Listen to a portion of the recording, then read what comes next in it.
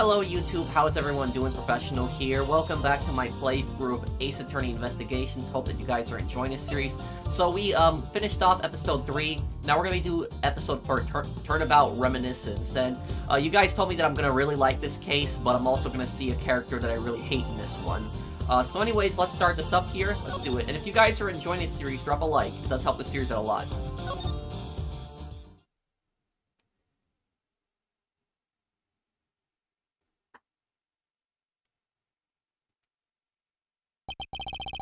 Kay Faraday, the young lady who calls herself the second Yatagarusu. The piece of cloth that she has conjured up has taken me back to many years ago. 7 years earlier. So this is going to be even before the events of the first Ace Attorney game, technically. Oh, the old-style Ace Attorney court. Yeah, that's right. I did it. I killed the guy. What? But it was the great Afif Yatagarusu that told me to do it. I asked the defendant, just what exactly are you trying to say? Don't you get it? I know the true identity of the Yatagarusu.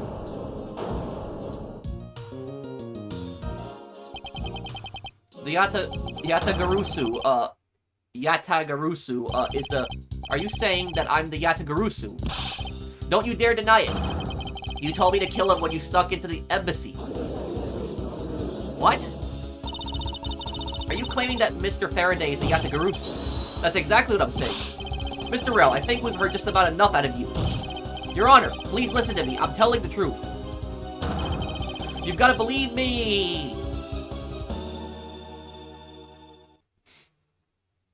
So Kay's dad is the prosecutor? In accordance with the defendant's accusation, a new prosecutor shall be called to replace Mr. Faraday. This court will be in recess until the new prosecutor is ready. Ow. Huh. September 10, 3:20 p.m. District Court, 3rd floor lobby. Oh, so Miles is wearing his old, yeah, he's younger and he's wearing his old prosecutor, clothes. That's his, older outfit. It's almost time for me to enter the courtroom. And so it is that my first assignment as a prosecutor will be as a replacement for a prosecutor who has been accused by the defendant. Edgeworth. Is that... Sir, oh man.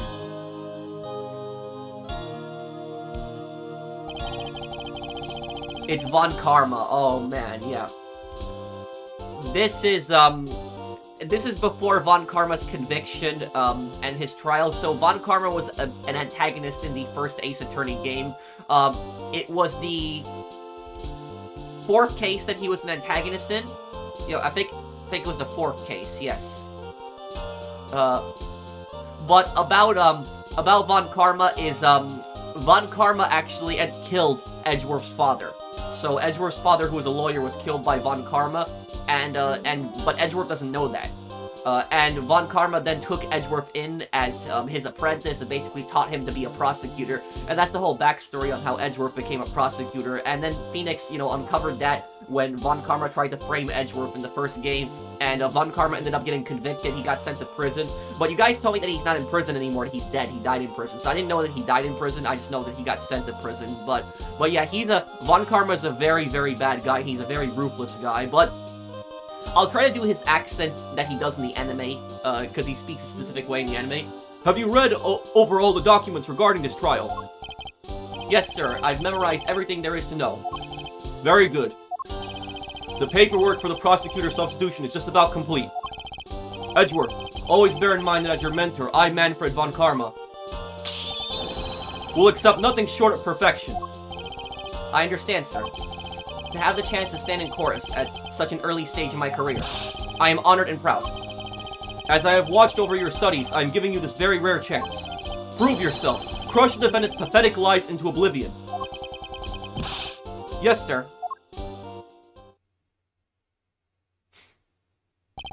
That such a legendary prosecutor will be watching and judging my performance. I have to perfect in every way.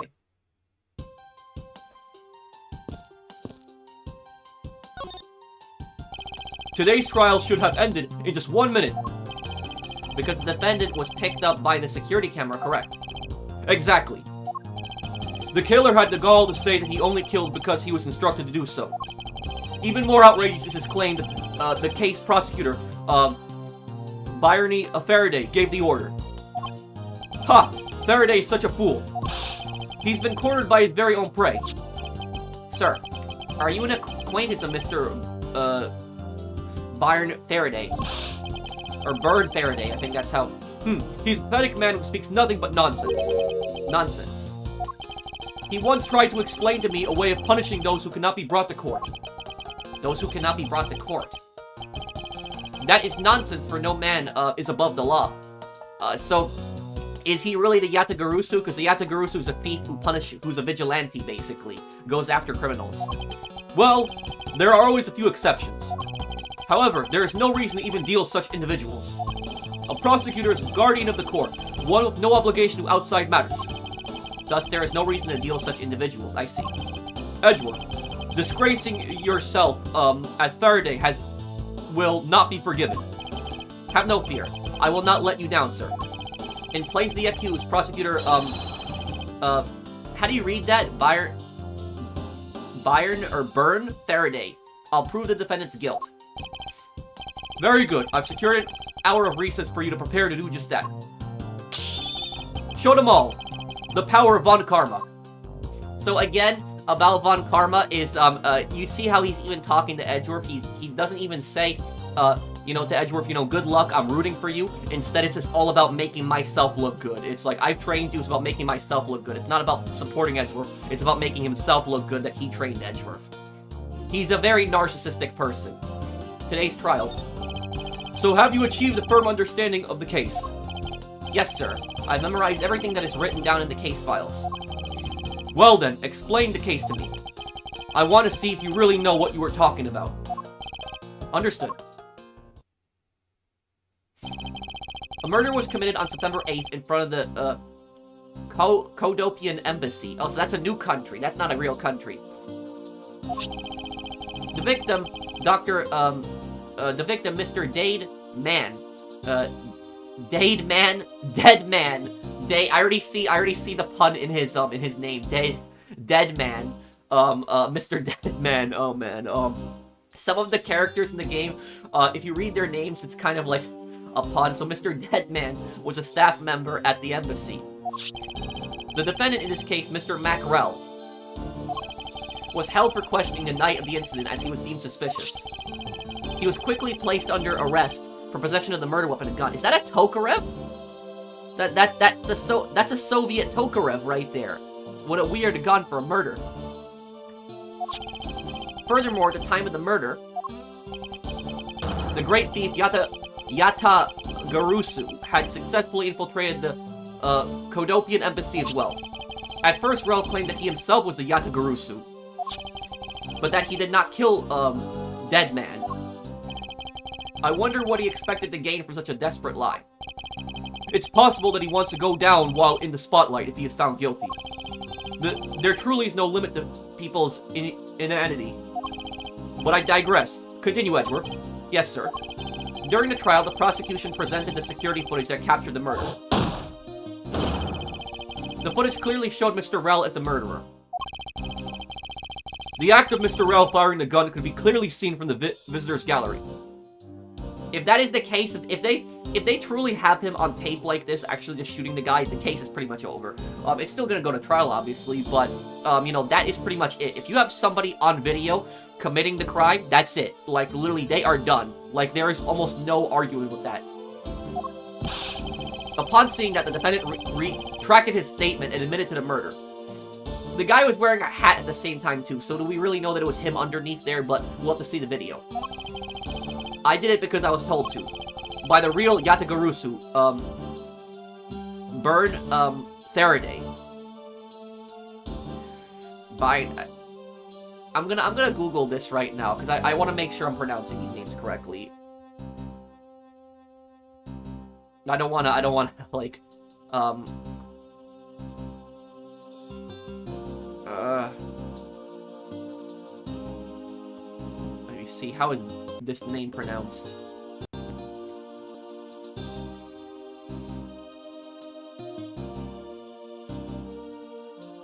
Burn. Burn, that's how it's pronounced. Okay. I wanted to make sure I'm reading his name correctly. Burn Faraday. Okay. That sounds about right. However, you've forgotten one thing. While this may appear to be simply be the murder of a Codopian embassy staff member, people are actually referring to it as the second KG-8 incident. The second KG-8 incident? I'm very sorry, sir. I fear that I failed to study hard enough. Well, even among the police, it's information that only a select few are privy to. Could you please enlighten me, sir? Second KG-8 incident. I wonder if I present something to... I wonder if presenting the prosecutor's badge to Von Karma. It is thanks to you that I finally become a prosecutor, sir. It's amusing that you wanted to become a defense attorney, yet became my student. It is a strange path you have traveled. It's true that I have once wanted to become a defense attorney, but now I am honored and proud to be a prosecutor. I see. Then as a student of mine, I suggest you remember this well. The prosecutor's badge is not to be flaunted. The dignity of a prosecutor lies in the man himself, not in the badge. I understand. I'll keep that in mind. Besides, why put holes in your fine garments? It's simply preposterous. Prosecutors must also take pride in their appearance. I will keep this in mind as well. I'm constantly having to remind the others at the prosecutor's office of this. It's more fashionable to keep your prosecutor's badge in your pocket. In other words, always treat a prosecutor's badge with care and honor. I understand, sir. Yeah, so, Edgeworth was kind of a scumbag in the original games. And he was a scumbag mostly because he was taught by Von Karma, but he changed a lot. Sir, what do you mean by the second KG-8 incident? In order for me to tell you that, you must first learn about the original case. Take a look at these documents. This is a 3-year-old newspaper. Reference materials regarding the KG-8 incident. I received them from my mentor. You have heard of the Amano Group scandal before, correct? The Amano Group scandal. Yes, I have. The secretary of Ernest Amano, the Amano Group's director, was arrested under suspicion of smuggling. Correct. Cici Ya was an employee of the Amano Group and the sole witness to the smuggling operation. It was she who brought the crime to light. However, Miss Yu was silenced before she could testify in court. Wasn't a Codopian embassy staff member arrested for the murder? Yes. A Codopian by the name of Manny Cochin was a suspect. Codopian embassy staff member Manny Cochin found not guilty. However, due to lack of evidence, the case went unresolved. Lack of evidence. Ha! If only I was in charge of the case. I would have done everything in my power to prove his guilt. To make sure that all criminals are found guilty. My mentor really is dedicated. Faraday was the prosecutor on the case then, and he was as pathetic as ever. Mr. Faraday was in charge of the KG-8 incident as well? That's right. And now once again, the victim of the case you are currently assigned to was someone who was scheduled to testify against that smuggling organization. So he was a prosecutor on that case also, huh?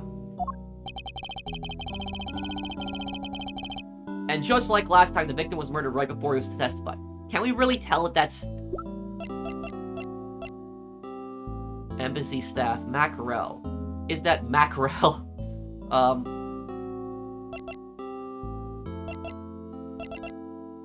Von Karma is 60 years old, okay. Real identity is unknown. Claims to be a noble thief that infiltrated the embassy. Mackerel.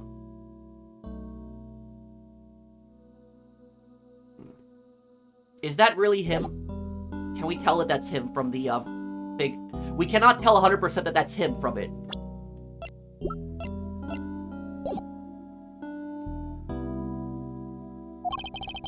You're catching on.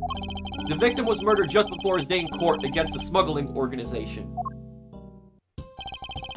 Events are occurring almost exactly the same way as they did in the KG-8 incident. So that's why it is being called the second KG-8 incident. Yes. Yet there is one difference between the two incidents. What would that be? the so-called noble thief that is setting everyone into an uproar. The great thief, Yatagarusu. Maybe I was supposed to read it, Yatagarazu. Yatagarazu, I'm scared to look up how it's, pronounced because I don't want spoilers. But Yatagarasu, I'm for anybody that's getting irritated by me, I'm sorry if I'm pronouncing it incorrectly. Can somebody please tell me in the comments once more how to pronounce it? Because so many people are telling me I've read a lot of different comments, people tell me to pronounce it differently, and I'm just confused how I'm supposed to pronounce the name.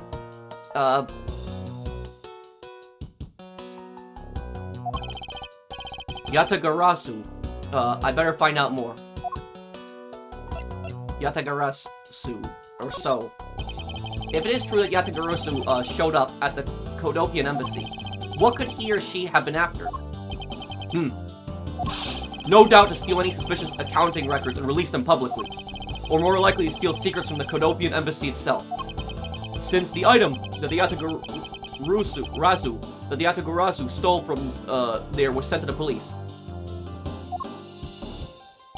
What was it that the Yatagarasu sent to the police?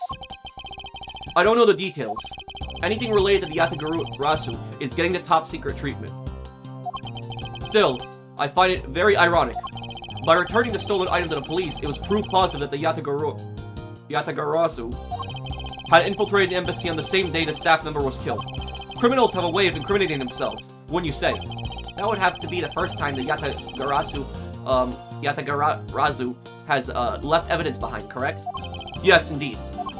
If you wish to learn more about the Yatagarasu, then I suggest you ask Faraday. Mr. Faraday. He happens to be the prosecutor in charge of the Yatagarasu case as well. He's a prosecutor in charge of both the KG-8 incident and the Yatagarasu case. Mr. Faraday really has a lot on his plate. What is it, little girl? Is that Kay? You're scary, mister. Did you need something? I want to trade these coins with you. What? A fistful of dimes, quarters, and pennies, but it looks like you're exactly $1. Is this what you want? Thanks, that's exactly what I needed. Could that child be here to watch the trial? How disrespectful for a child like that to be running around inside the courthouse. Does no one have respect for this country's judicial system anymore? That's ironic coming from Von Karma, who uses forged evidence.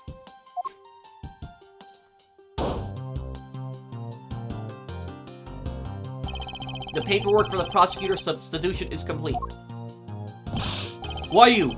Do you even know how much time there is left before the trial resumes? I'm so sorry. I can have you mopping up the courthouse instead of protecting it in an instant. It's no bother, sir. Not being completely prepared could prove to be a perfect handicap for me. A proud one you are. You better collect the evidence from Faraday and prepare yourself. It's time for your debut, Edgeworth.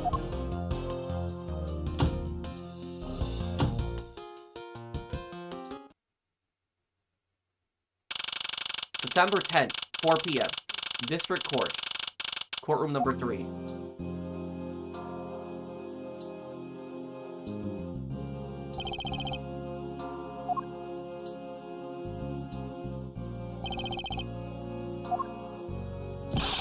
Just what is going on? Why isn't Faraday here yet? How is it possible the defense is not prepared yet either? Bailiff, where is Mr. Faraday? I'm not sure. I wasn't really paying attention. Oh, there's the judge. Oh, you must be the one Mr. Von Karma recommended. I hear that this will be your first trial. I look forward to seeing how you perform. Oh, by the way, there was one celebrating a birthday during the recess. I could have sworn that I heard a pupper going off. Come to think of it, the other day with my grandson. Sir, it looks like the trial is about to resume, however. Yes, it will be all but impossible to prove the witness a liar. Without the evidence from Faraday. What is that blasted buffoon up to? It's an emergency, sirs! And, Also, about the judge, for people wondering how I'm doing the judge's voice, that's how the judge sounds in the anime. So I'm trying my best to do the voices on how the characters sound in the anime. Is that Gumshoe? Silence! There shall be no yelling in the secret hall of law. Bailiff, remove the man from this courtroom at once. Please. Wait, you have to listen to me. There's an emergency. Defendant lobby number 2. Mr. Faraday and the defendant. The two of them. They're both dead, Your Honor. Well, what? What?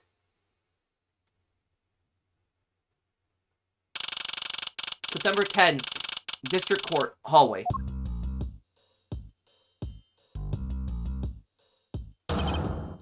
Stay back.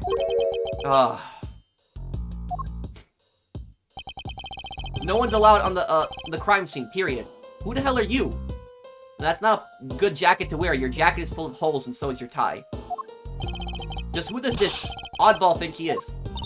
This is becoming quite the hotspot. Isn't she Miss Rel's defense attorney? Hey you! No running in the hallway, pal. And who are you to tell me what to do? I'll never find out what's going on like this. It's time for some civil discourse. And you are? Who, me? Hey, pal. It's common courtesy to tell someone your name first before asking theirs. Point taken. My name is Miles Edgeworth. I am a district prosecutor. Prosecutor? I've never seen a prosecutor as young as you, pal. I've told you my name. Now would you mind telling me yours? Detective Dick Gumshoe. And just recently I achieved my dream of becoming a detective. More than a dream. It's what I was born to do. And this is the theme that's playing in the original Ace Attorney game. So this game has like a lot of so since this game is taking place in the past 7 years ago, this is even before the first Ace Attorney game. There's a lot of nostalgia and music and references towards it. Wait, maybe I should check and make sure I'm not really in some crazy dream first. This detective's entirely too excited to be at a murder scene. So Detective Gumshoe, would you mind telling me what you know about the incident? You know that I don't have to tell you anything, right? I know that. But it would behoove you to fill me in on what you know.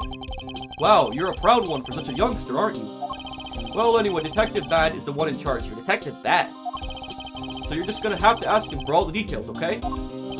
As for me, I was guarding the door to defendant lobby number 2. So you were on a guard detail.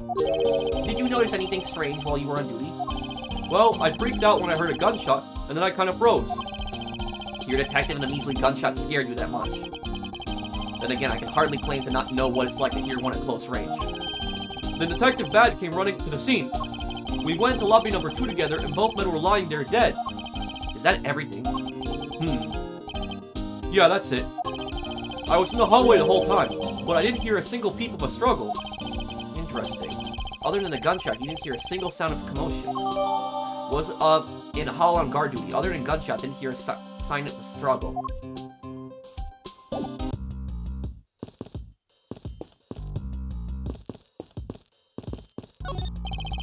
First, I need to get a handle on the situation. Perhaps I should talk to some people. Poster of the judge. There's a longer slogan of some sort in tiny letters at the bottom. Every strike of my gavel brings the truth closer to me, and my hair farther away. Is this a promotional poster for the court or a hair growth product? Defendant lobby number 1 is through here. The incident took place in lobby number 2 next door.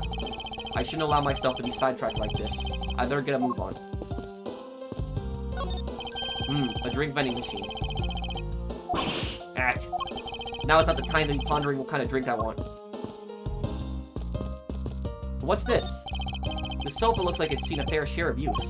And it looks like another part of the courthouse is visible from the window. Ah! My eyes have locked with my reflection eyes in the barred window. As a student of Von Kamm refused to back down. I won. What's with the... What is that? Is that like a rope or something there? Yeah, I see it.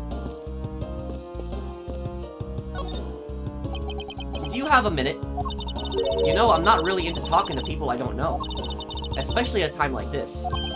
I apologize for not introducing myself before bothering you. My name is Miles Edgeworth. I was taking Mr. Faraday's place in court. Edgeworth, huh? Never heard of you. So Faraday's substitute is a newbie, huh? I'll have you know, madam, that I study under Manfred von Karma. Do not take me for some naive novice.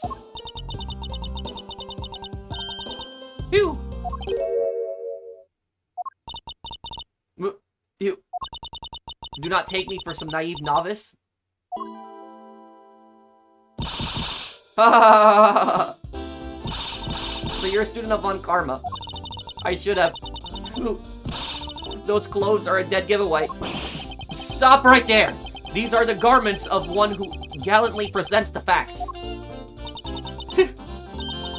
Thanks for the great laugh, but try not to make me laugh so much, okay?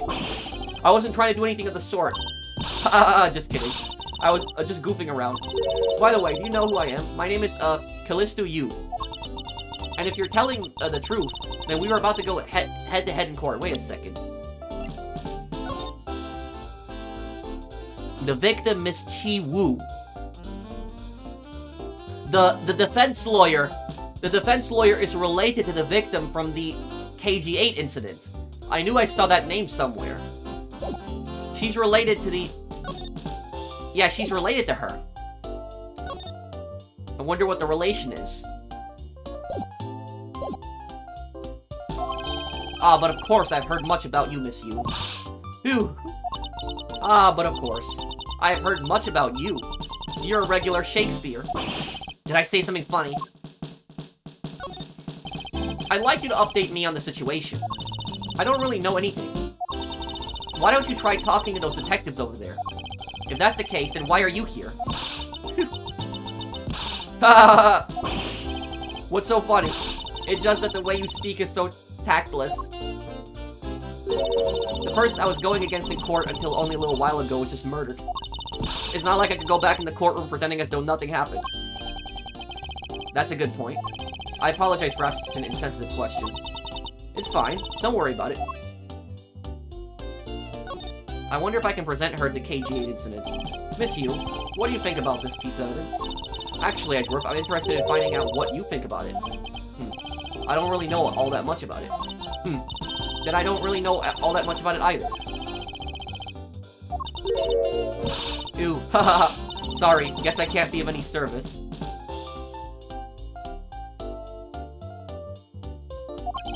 I shouldn't push her too much. She'll just start laughing again. I can't show her that. Okay, too.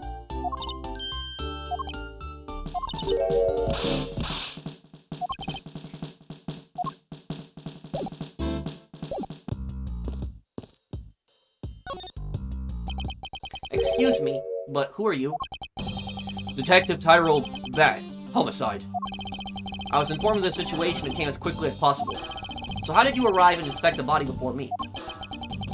Faraday requested for me to testify in the trial. Plain and simple. Mr. Faraday requested that you be here. Crime scene. I've already contacted HQ about the situation. I've got nothing to say to you, kid. Kid? I'm Mr. Faraday's substitute in today's trial. Therefore, I insist that you update me in the situation. Can't back down here. I have a right to know. Do I need to teach you a thing or two about how to talk to adults, kid? Is he threatening me? What? Is he going for his gun? Oh, it's just a mirror. How did he dare trick me like that? Faraday was stabbed to death with some kind of blade, and he had a gun in his hand. The other man, a Mr. Mackerel, was shot and killed. He was found holding a bloody knife in his hand. Was there anyone else who went to defendant lobby number 2? Yeah, that big lug over there. His name's Gumshoe.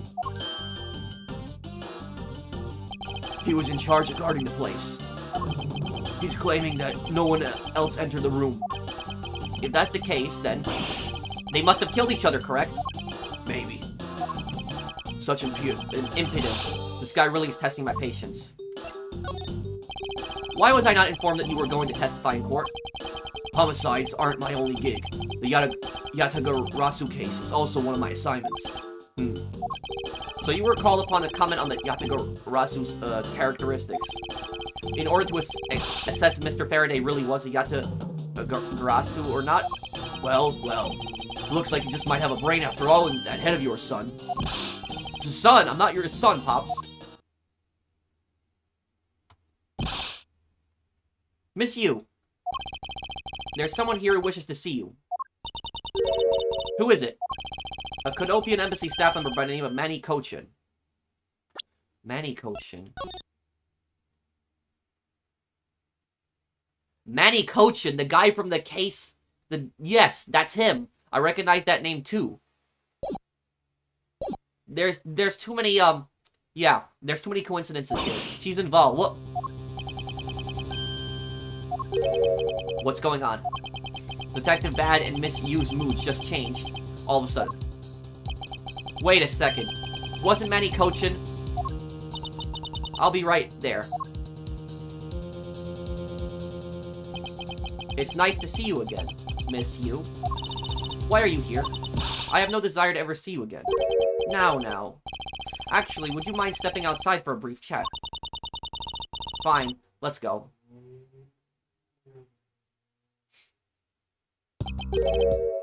Bad. Von Karma, it's been a long time. I knew you would show up. You usually do when the Yatagarazu is involved, and I see this case no exception. Do you know Detective Bad, sir? Yes, he's like an old bloodhound that never leaves the scene of a crime. If only he would get a promotion and move on. It's the crime scene where a detective is most useful and effective. It's not like I don't know that. Moving on though, Bad, the man that I just passed by. Was he not the suspect from the KG8 incident? So I was right. Just what is that man doing wandering around here? That Faraday, I can't believe he let such an easy catch get away. Imbecile! I would have proved his guilt in 3 minutes. Von Karma, I think you've said enough for now. It's poor taste to speak. It's in poor taste to speak about the departed. Very well. Back on topic. I'm placing Edgeworth in charge of the investigation here. Objection! Oh, is that Francisca? Papa, how can you place him in charge? Francisca, what are you doing here? I'm here for summer vacation. What else? Francisca von Karma. So she is here on vacation from Germany. She is the daughter of Manfred von Karma, and a student of his, who's also junior to me. You're the one who's junior to me, and don't you forget it. You're not conveniently avoiding the bar examination, are you? Ha! If you were able to pass, then I'll have absolutely no trouble at all. I'll never allow myself to lose to you, never! Why does she always have to be this, competitive? Anyway, Papa, are you really assigning Miles Edgeworth to cover the case? Yes, I am. Why do you ask? Well, you know, I'm close to becoming a prosecutor myself. And I'm 100% confident that I can do a better job than him. That's just like Francisco. She has no problem bad-mouthing someone right in front of them. Bad. Yeah? These two will be conducting the investigation. What? You want me to let both of those kids on the loose, on the crime scene? Huh! This is a perfect opportunity for them to work on their prosecutorial skills. The crime scene is not a place for children to be messing around in. I'm the one with the authority over this crime scene, Bad. And I will not tolerate complaining. Edgeworth, Francisca, I leave this case to the two of you. Understood, sir. Yes, Papa. I'll go take care of the paperwork now. Remember, I'll accept nothing but a perfect report from the both of you. Do not disappoint me! Hold up, Von Karma. I still haven't agreed to this.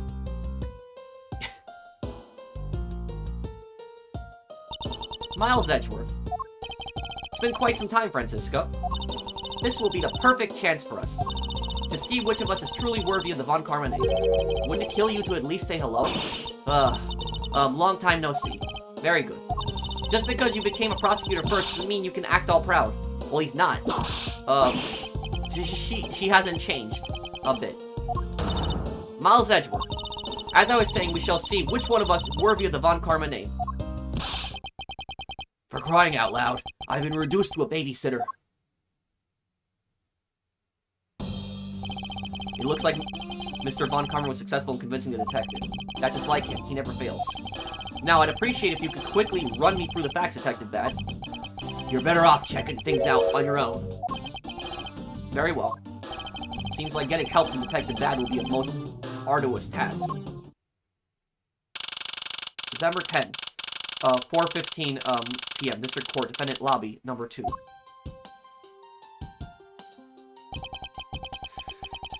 Is the only real explanation they killed each other simultaneously?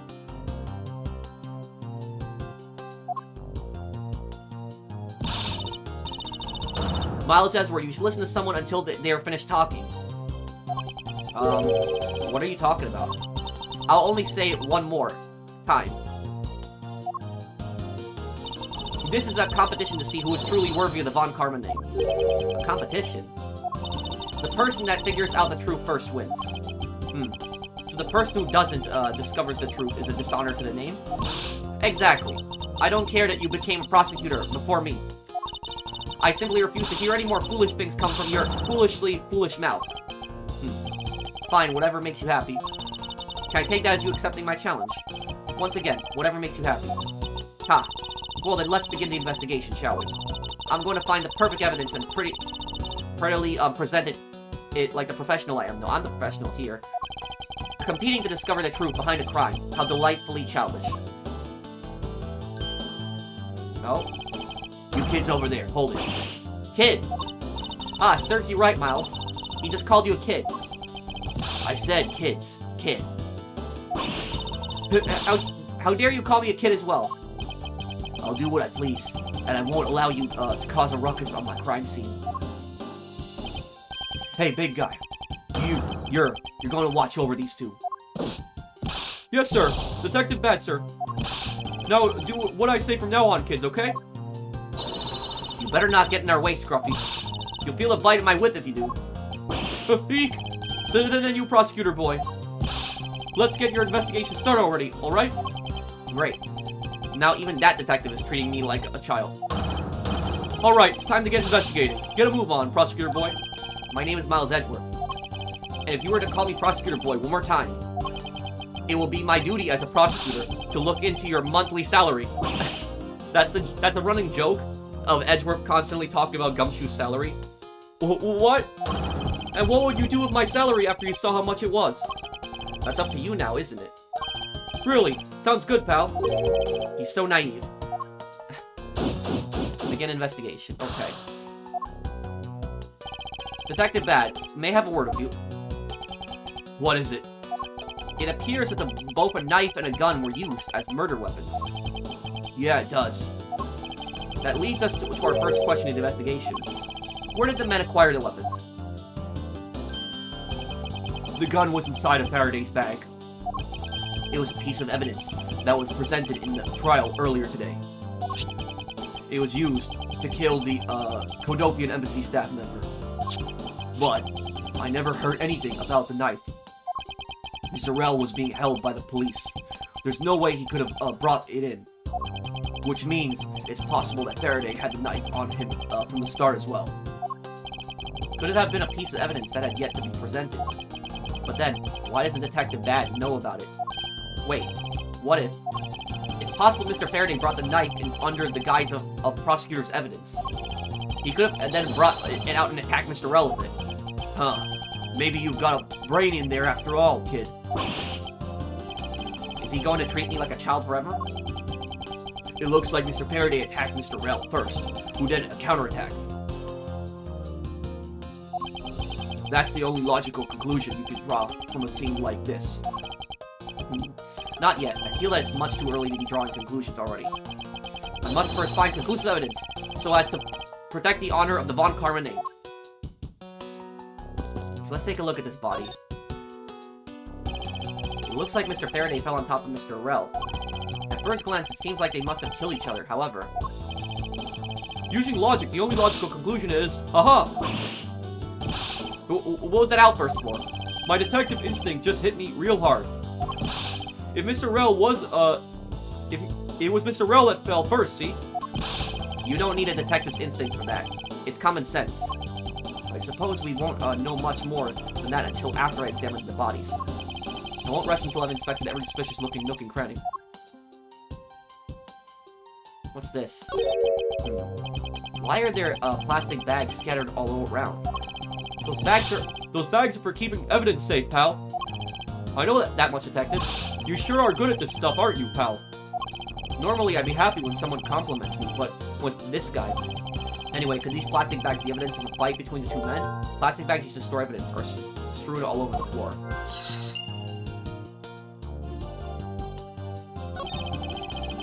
Looks like Mr. Faraday died while holding the gun in his right hand. So he shot Mr. Rel, and then fell on top of him while still gripping onto the gun. I guess that does seem kind of strange, huh? I mean, why would Mr. Faraday know how to fire a gun? It's not exactly rocket science. It's not exactly rocket science. Even I know how to pull a trigger. Although I doubt I'll ever need to use one. I hope I never have to fire a gun either, pal. But it sure does look cool to hold a gun in your hands. It appears that the police's screening procedures need a thorough review. Anyway, I should just jot down some notes about the handgun in Mr. Faraday's hand. Mr. Faraday's, was Faraday's evidence from embassy staff killing cases found in his hand. That's a World War II Soviet gun. Yeah, that's a Tokarev. That is pretty bad. That is a Tokarev. I can tell from that right there. And usually, where you see that you see a little circle, you see that little circle on the handguard there. That's actually where there's a Soviet star typically on there, but it's also painted in black.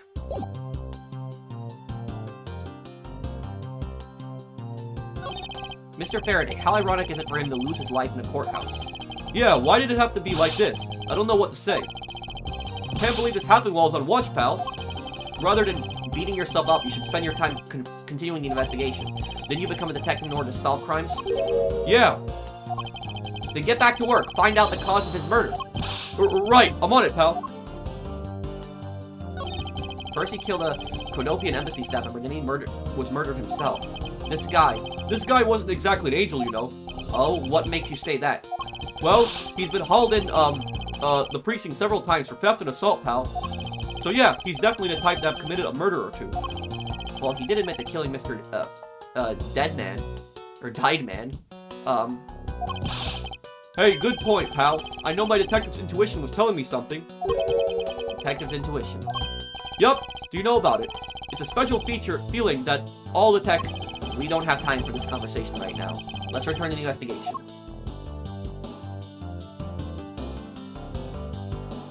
This knife. Looks like Mr. Rel died with a knife in his hand. There's some blood stuck on it, and there's something wrong here. That both of them just happened to die with with them holding the weapons. There's something wrong here. Then he must have used this as a weapon, yup, no doubt about it. Is Mr. Faraday carrying this on his personage? Did he bring this as a piece of evidence for the trial? Or did he bring it with a very different intention in mind? I should jot some notes down about it. I believe Faraday brought this as evidence. It was found in Rel's hand.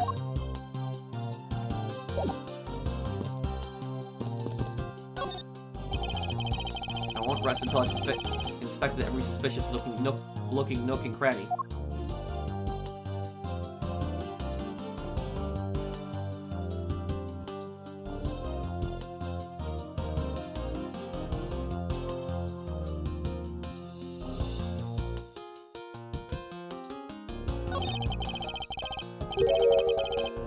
His hand is all back down here, see? I wonder what it could be.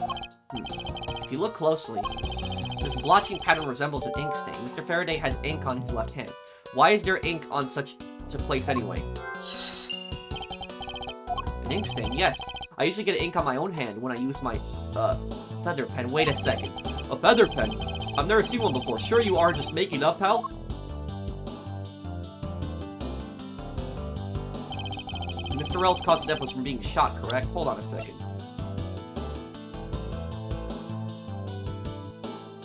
Knife, huh. I wonder if that could also be a pen. That's possible too. It could be a pen disguised as a knife. Mr. Rel's cause of death was from being shot, correct? That's what we think, but it's hard to tell with him lying face down. Death is bad enough, but it's truly lamentable that someone would try to hide the truth. Are you sure they were trying to hide something? Can't confirm Mr. Rel's cause of death with his body positioned like that. Detective Bad, I'd like to examine the bodies in further detail if possible. What's this? You're not able to form a theory with them just the way they are? I believe an examination of the bodies is vital to finding the perfect evidence, don't you? I suppose you do have a point. Well, hurry up and get on with it. Labby. Yes, sir. We've taken enough photos of the scene, sir. And there you have it. Do you not approve? Of course not. What? Investigation of a crime scene is the work of a detective, so don't touch a thing. Hey, big fella, turn over the bodies for me, will you? Oh, okay. Please forgive me, Mr. Faraday, sir. Gumshoe, do not get emotionally involved. Remember, you are a detective. Yes, sir, understood, sir.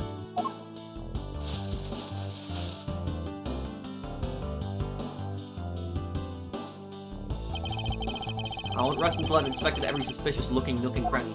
First thing is the pen. There's something in his, breast pocket. It's a fountain pen.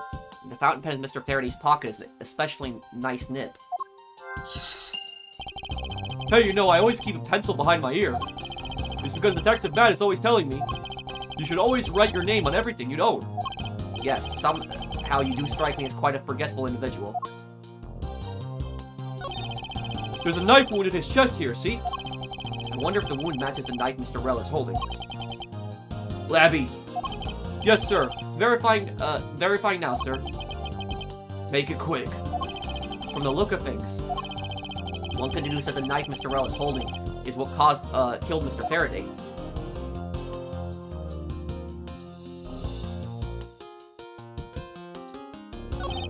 Mr. Faraday's holding a gun in his right hand. That's the one Mr. Rel got blown away by, right? Labby, your answer? Yes, sir. We found that the ballistic markings do match the gun. Oh, ballistic markings are, It's basically like tracing a gun. Fingerprints for a gun. Are the figurative fingerprints of a gun leaves on a bullet fired. Yep, exactly what Edgeworth said. Every gun leaves its own unique ballistic markings. Therefore, by looking at the markings on a bullet, you can tell which gun it came from. Yeah, that's it. Of course, I already knew all about that, pal.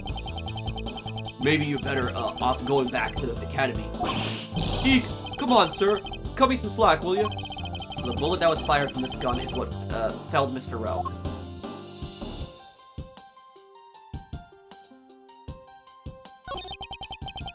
It looks like Mr. Faraday was stabbed with this knife that Mr. Rel is holding. You wait!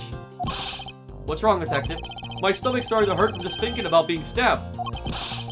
Just keep your mind in the case, alright?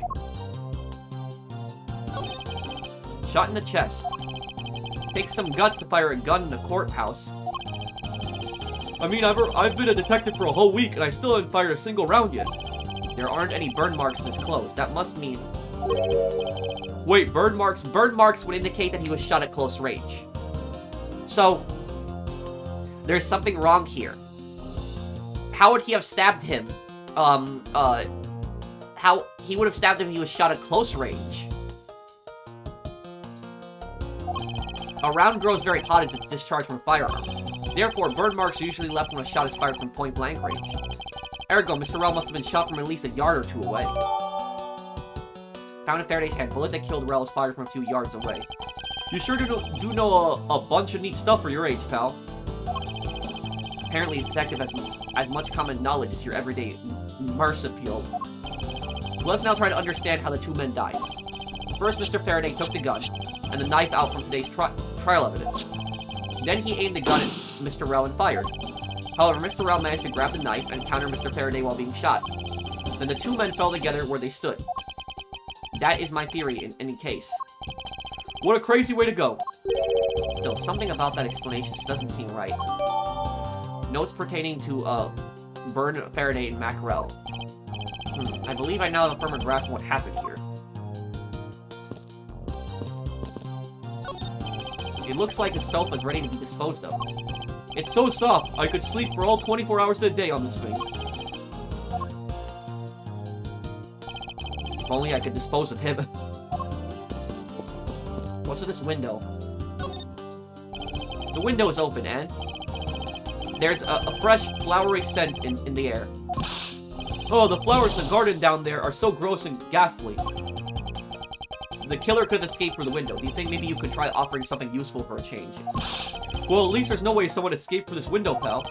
They wouldn't wake up and smell the flowers after a fall from the 3rd floor. Are you willfully ignoring the fact that there are also iron bars on the windows? No human can climb through these barred windows. The scent of flowers is in the air. Yeah, I guess there's that too. Either way, no one can get through these windows, right? They thought of everything when they were designing this courthouse. Very nice. Whoa! What is it, Detective Gumshoe? My TV at home is so tiny compared to this one, pal. Oh. Then perhaps you should purchase a more normal-sized television like this one. Oh, let me see here. Wow, this thing is huge. Whoa! And way too noisy. You're the noisy one, Scruffy. Don't touch it. You'll get your fingerprints all over it. Yeah, and that's actually a real concern that a lot of times there have been stupid cops that actually have contaminated crime scenes, and common thing is drinking like a coffee cup, leaving it there, smoking a cigarette. That's a way to contaminate the evidence.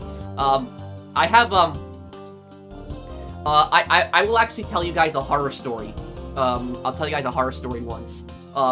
Because I graduated in law enforcement technology from school, my teacher, who was a detective, one of my professors, he told us a story that there was a guy who, they were looking for a weapon, a gun specifically. And I don't remember if this was a murder or not, but the only thing I remember that my teacher said about this is he said that there was a gun that the police found. So they were searching the scene, and they found the gun on the rooftop. And one of the detectives, or I don't think it was a detective, it was a regular cop that was helping with the scene, he finds the gun on the rooftop. And this wasn't like a really tall rooftop, maybe like 2 or 3 floors, so it wasn't like, you know, from a skyscraper, but it was on the rooftop. He basically says, "Look guys, I found it." And that's not what you're supposed to do, is that if you are a cop at a scene, what you're supposed to do is you're supposed to, well, forensics at least, are supposed to take minimum of 2 pictures of each. You're not supposed to touch anything. So if you see the gun, like there, you're not supposed to pick it up, you're not supposed to touch it. The only time that you would really be touching evidence without taking the picture is if there's some hazard. If there's some hazard and you have to get it out of there, then it's more acceptable to touch it. Like if there's like a fire, or like, you know, evidence could be destroyed or something like that, that's a more reasonable explanation for touching the evidence. But if you find the evidence, you're supposed to notify forensics. Forensics come in, they take a minimum of pictures of 2. And the reason that forensics say 2 pictures is basically so they document it. They document it. We found it right here in this area. Here's the pictures to prove it. And then what they do is they bag it. They bag it. They put it into an evidence bag. And then they basically create a chain of custody form. A chain of custody form is basically this form that the police use to see who is accessing the evidence. So it's to basically make sure that there's a fair system. So basically, if you know, you find a gun and it's bagged, the chain of custody evidence is, you know, this detective was the one who found the gun. And then, you know, it's going to go to the, you know, evidence room. And then if a detective needs to access the evidence again, he needs to take a look at the evidence, the chain of custody form will say that the detective has accessed it a second time. And if another detective needs to look at it, their name will be on the form. So basically, the form will show every single person who has basically come in contact with the evidence. But anyways, about the story that I'm telling you guys, what happened was, my teacher, he said that a cop found the gun on the roof. And he says, "Look, guys, I found it." The cop picks up the gun without gloves, doesn't take a picture, so now he's basically contaminated the gun because his fingerprints are now in the gun. And what the cop does next, the worst part, that's not even the worst part, him picking up, he basically says, he yells down to the detectives who are on the street, and he's like, "Hey guys, here, catch," and just throws the gun off of the roof. They caught it, so literally they caught it in time, so it didn't, like, you know, fall on the ground and break, but that was extremely reckless and dangerous, and also, the gun could have been loaded too, at the same time too, and the gun falling to the ground, it could have gone off. So that was it. But they caught the gun, thankfully, and my teacher said that they had to fill it out in the report. I don't know if the cop got fired. He probably didn't get fired. He probably got a massive warning and probably a write-up for that. But basically, they had to fill that out. And you see how bad that looks during a trial? You see how bad that is? Because if they catch the guy who used that gun now, what's basically going to happen is the lawyer's going to say, the cop, you know, picked up the gun, put his fingerprints on it, then he threw the gun off a rooftop. How do we know the detectives didn't do anything else to the gun? You know, and that's basically the purpose of a lawyer. The purpose of a lawyer is basically to create doubt in the jury. So basically make the jury cast doubt on the person that had possibly done it, on the defendant. So that's it. So that's why, you know, police are very careful to avoid situations like that, because you can contaminate evidence, and if evidence is contaminated, you're gonna probably lose the case. That's basically it. But, him, like, this entire room would basically be dusted for fingerprints. And, you know, him going around touching stuff, especially like the TV, you know, not good. Preservation of the crime scene is the foundation of detective work. The foundation, huh? Sounds like something that the rookie here needs to shore up on. Ah, I see. Did you figure something out? This is a competition, Miles. As such, I'd appreciate if you didn't talk to me. As you wish.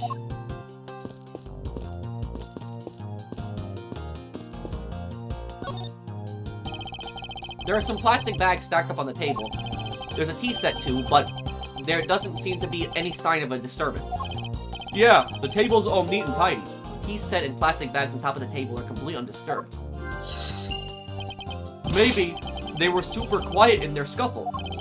After all, I didn't hear anything from out in the hallway, you know? Maybe the plastic bags scattered on the floor is throwing us off. What's this? There are some plastic bags stacked up on the table. There's a tea set too, but there doesn't seem to be any sign of a disturbance.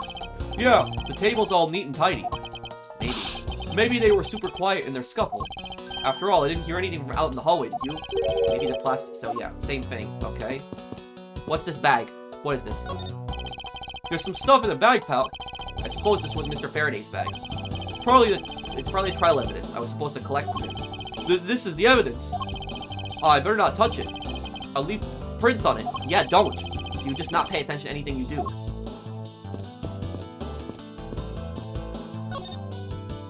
Detective Bag, do you have any thoughts on the case? Faraday and Rel. It looks like they killed each other, to me. Although, there are a few things that just don't seem right. And what would they be?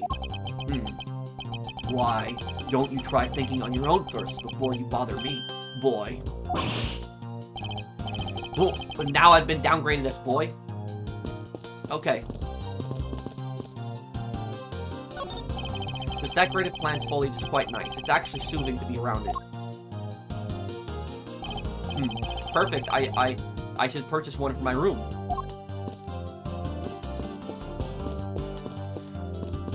Okay, I think we've pretty much searched this crime scene. Everything. Okay, let's see here. Let's see if we can figure this out now here. We got a lot of stuff.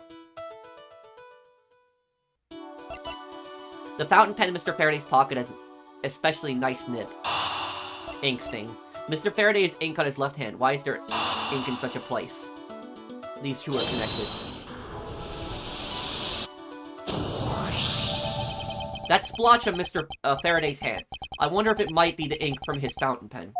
Oh, let's ask the lab guy. Detective Gumshoe, I confirm that the substance on Mr. Faraday's hand is the ink from his fountain pen. I see, good work. Ah, you know, I've always wanted to say that, even if it was just one time in my life. Mr. Faraday wrote with this fountain pen in his left hand. I think it's fair to assume he was left-handed. It appears Mr. Faraday's pen is very important to our case as well. Okay, if you say so, pal. Fountain pen used by the left-handed Faraday. It looks like it has a quality nib. Wait a second! He's left-handed? Then why is the gun in his right hand?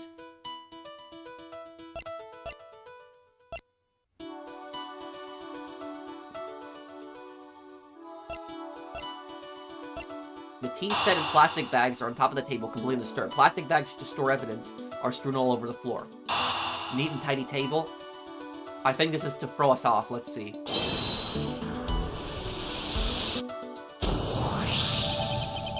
There is a very tidy pile of plastic bags on the table. And yet, a portion of them wound up scattered on the floor as well. It's not likely that the ones on the floor were knocked over during a struggle. In which case, might there not be another explanation as to how they got there? Another reason. I believe it's possible the blood on the outside of the bag is related somehow. Eek, please get that blood away from me, pal. You're a detective and you're scared of blood? Detective Gumshoe, whose blood is on this bag? Hold on, let me ask the lab guy. Alright, please hurry. Wait till you get a load of this, pal. It's Mr. Faraday's. Oh, and the technician said they didn't find anything else on or in the bag either. It would appear that this bag is a very important piece of evidence. Okay, if you say so, I leave it in your hands, pal. One of the bags strewn on the floor of lobby number 2 has Faraday's blood on it. I guess there's not much left to investigate, huh? They really did kill each other. No, we can't conclude that quite yet. There's still something I find very peculiar here. Yeah. Left-handed Faraday and the gun's in his right hand. The theory that they simply killed one another is too simplistic in this case. In fact, there's actually a contradiction that shows there is another possibility. No way, pal, really? I suppose I'll just have to show you the contradiction in this crime scene. I won't rest until I've inspected every suspicious-looking nook and cranny.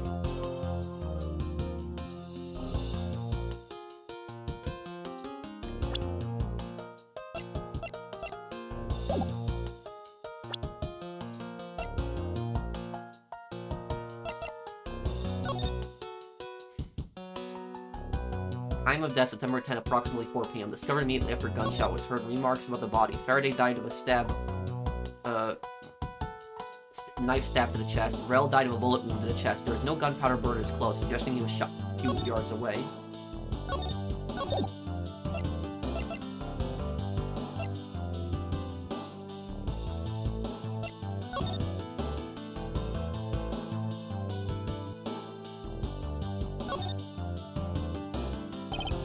It seems Mr. Faraday was in the habit of using very nice fountain pens.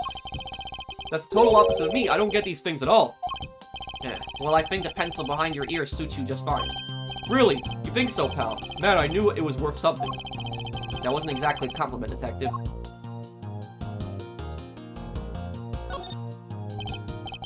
This looks like a quality nib. Hey, let me test it out, pal. Ooh, this is really... Ah, I got ink all over my hand. Oh, idiot. Detective Gumshoe, don't ever play with the evidence like that again.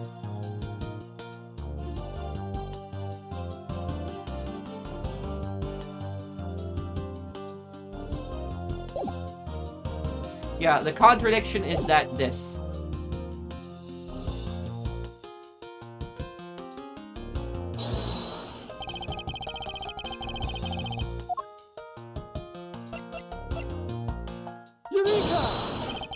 Now we come face to face with the contradiction I spoke of, and it's this.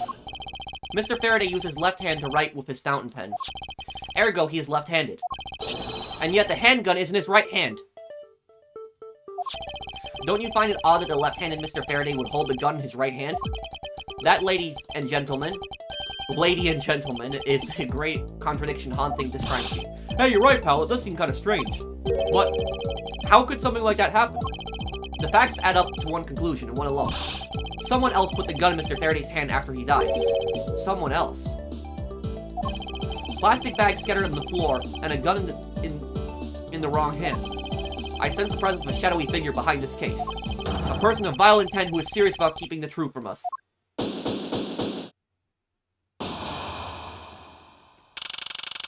September 10, District Court Defendant, Lobby Number 2. Here's the autopsy report. It is probable that Mr. Rel survived for a short time after he was shot. However, Mr. Faraday died instantaneously from his stabbing. Interesting.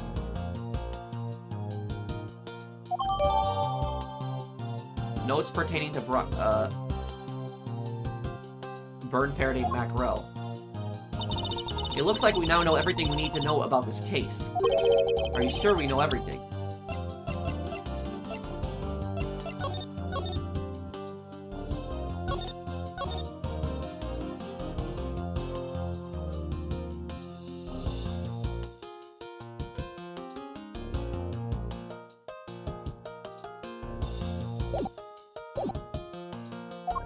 Of course, the incident began with Mr. Faraday attempting to get his revenge. The prosecutor went into a rage from being accused and tried to kill the defendant. But the defendant fought back, and they ended up killing each other. It's all very clear and simple, but where's the knife come from? There's absolutely no margin for doubt. You really believe that to be the truth? Huh, are you saying that just because I figured out the truth before you? That you don't want to believe it's true? It's alright. If you disagree with my argument, then prove me wrong. Well, if there's any contradictions to be found, that is. Don't worry, I will. What happened? Mr. Faraday's death was instantaneous, while Mr. Rell survived for a short time. From this, it is obvious Mr. Faraday died after he shot Mr. Rell. And Mr. Rell, while on the brink of death, stole Mr. Faraday's knife and stabbed him. Those are the facts of this case. Mr. Faraday's death was instantaneous, therefore he must have attacked first. Proving that logic to be false is probably the fastest way to show her that she's wrong. In that case, I should first look at any holes in her theory. What happened? Mr. Faraday's death was instantaneous, while Mr. Rell survived for a short time. Hold it! Do you truly believe Mr. Faraday died instantaneously? I have the murder report right here. Mr. Faraday died instantaneously, of shock due to being stabbed in the chest. There, you see? It's been documented, clear as day. From this, it's obvious Mr. Faraday died after he shot Mr. Rell. Hold it! Mr. Faraday shot Mr. Rell before he died. Do you have any basis for that statement? Your foolishness has no end, does it? Now, I hate to repeat myself, however. Mr. Faraday died instantaneously. That's all the basis I need. Alright, so Mr. Faraday died instantaneously. Then he must have attacked Mr. Rell before being stabbed. You're finally beginning to catch on, I see. And Mr. Rell, while on the brink of death, stole Mr. Faraday's knife and stabbed him. Hold it! So you believe that the dying Mr. Rell stole the knife from Mr. Faraday. Mr. Rell became desperate, as he did not want to die. Human beings can do amazing things when they are put to the test. So the two men struggled. In the end, Mr. Rell was able to grab the knife and stab Mr. Faraday. The messy condition of this room is a testament to their struggle. Yes, my logic is perfectly sound. Can you really say that it's perfect? What are you insinuating? Nothing. However, I can't let what you said slide by without further inquiry. One must be clear and precise. So if you could append that statement to your testimony... Fine. They struggled, and Mr. Rell used the last of his strength to counterattack Mr. Faraday. Hold it! About this statement, Mr. Rell used all of his remaining strength to take the knife and defend himself. One can easily see that they had a violent struggle. Of course, nothing compared to what, my riding crop can do. How does one compare to damage her crop can do with the state of this room? Furthermore, all the plastic bags in this floor in this room were scattered there due to the fight. Is there anything else that I can explain for you? No, that will be fine. Those are the facts of the case. Hold it! Claiming speculation is fact already, don't you feel that the evidence is a bit lacking? You'll find all the evidence you need just by looking around this room. Mr. Faraday collapsed on top of Mr. Rell. In addition, Mr. Faraday died instantaneously, making a counterattack impossible. Furthermore, the room is a total mess from their fight.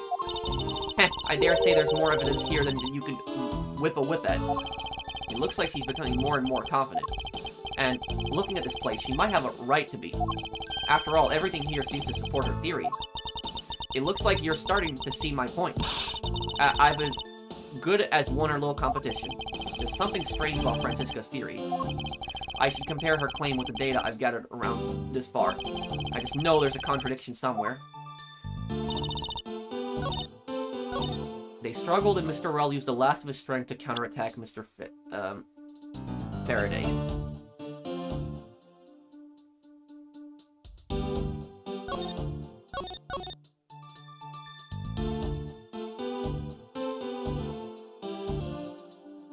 Wait a second, wait. Faraday died of a stab to the chest. The shock from the stabbing caused instantaneous death. Rell died of a bullet wound to the chest. There is no gunpowder burn in his clothes, suggesting he was shot from a few yards away. It's possible he was alive for a little while after being shot. That makes no sense. Francisca's theory, if he died instantaneously, then it should be the other way around. With Mr. Rel should be on top of Faraday. Not this way. This makes no sense. How did that happen?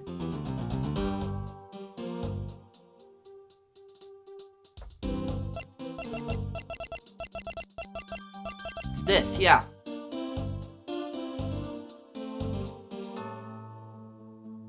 It's this, Objection! This is the piece of evidence that proves the flaw in your theory. Miles Edgeworth, you dare try to bluff through this by presenting unrelated evidence. You're disgraced to the Von Karma name.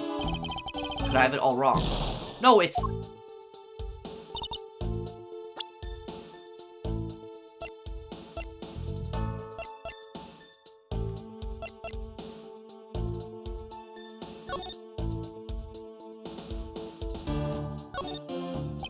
This blood here is from Mr. Faraday, but there are no other clues to be found.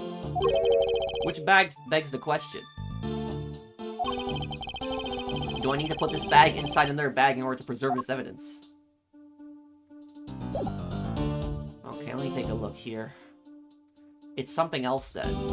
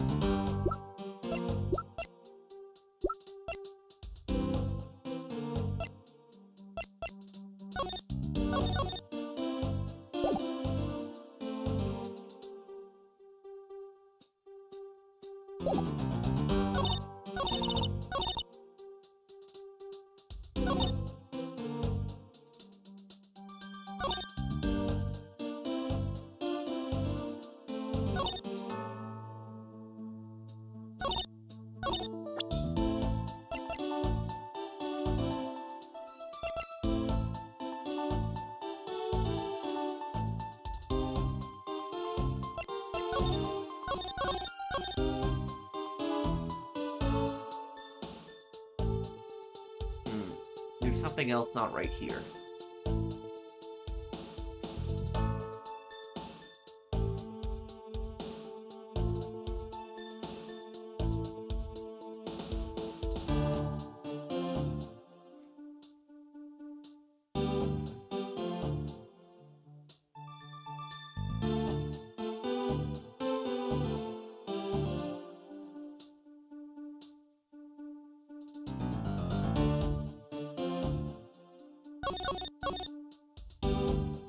Shouldn't there be a bunch of blood on his back, Mr. Rel's back then? I wonder how that blood got into the bag.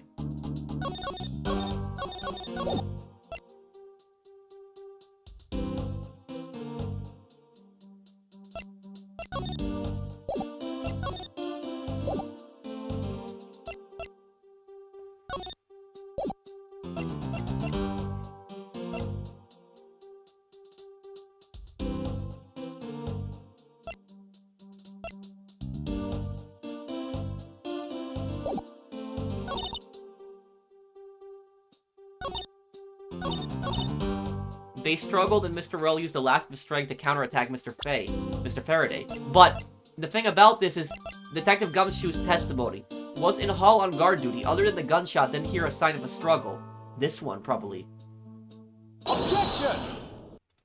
Yeah, it's Gumshoe's testimony, because Gumshoe didn't hear anything else. If there was a struggle, he would have heard it.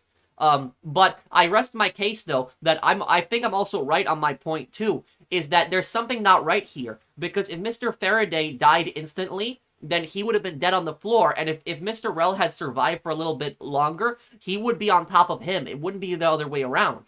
If Mr. Rel was still alive, so it doesn't, the angle of the bodies makes no sense. If the two men were fighting, their struggle would have surely caused quite a bit of noise. However, Detective Gumshoe testified that he had heard absolutely nothing. Ha! You place too much faith in that detective's testimony, you know?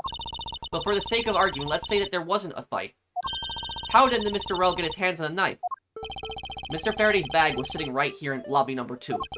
It is not hard to imagine that perhaps Mr. Rel saw a chance and took it out at some point. So, what you're saying is this. Mr. Rel took a chance when he saw the opportunity and took the knife from the bag. And then Mr. Faraday shot Mr. Rel after being stabbed? Isn't there something strange in Francisca's statement?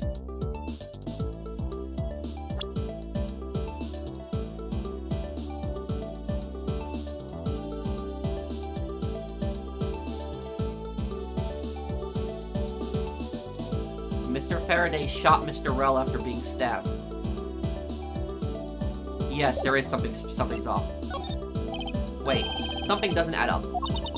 Oh, really? It's simply not possible for Mr. Faraday to have shot Mr. Rel after being stabbed. Faraday died of a knife stab to the chest. The shock from the stabbing caused instant death. Yeah, this. Take that! According to the coroner's report, Mr. Faraday died instantaneously, meaning that he died immediately upon being stabbed by the knife. Ergo, he could not have possibly have fired the gun after that. Oh, you got me. But of course. Well then, if the report is correct, then there is only one correct explanation. If we suppose that Mr. Rel attacked first, then Mr. Faraday, who died instantaneously, would have been unable to kill Mr. Rel. Therefore, Mr. Rel must have stabbed Mr. Faraday after he was shot. Then they both died. That is the only explanation that makes logical sense.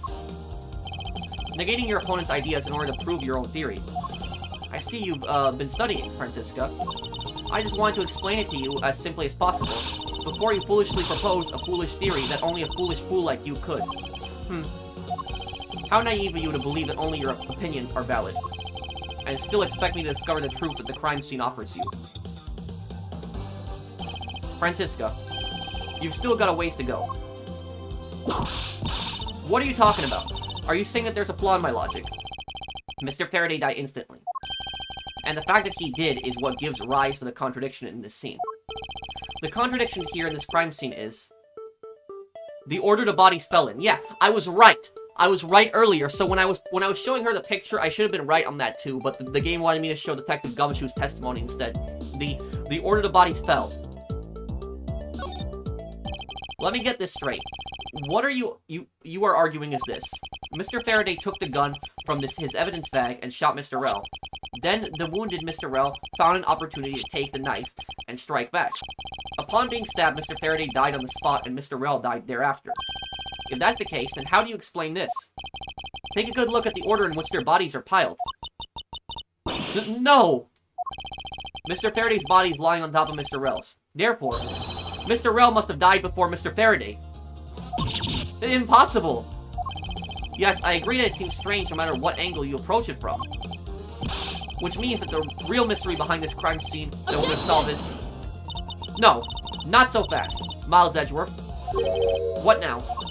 I simply think that you ought to think a bit more outside the box. And that it's even clearer now that the incident started with Mr. Faraday's murderous intent. She sure bounced back quickly. An explanation won't be enough this time. It's going to take some very decisive evidence to prove her wrong. What happened, part 2? It was just a chance that Mr. Faraday's body fell on top of Mr. Rel. The two bodies fell into a pile, which indicates that they attacked each other at the same time. It really doesn't matter in the slightest that they fell in the opposite order. Actually, there's something... I already see the contradiction. I already see it. Is that... Literally...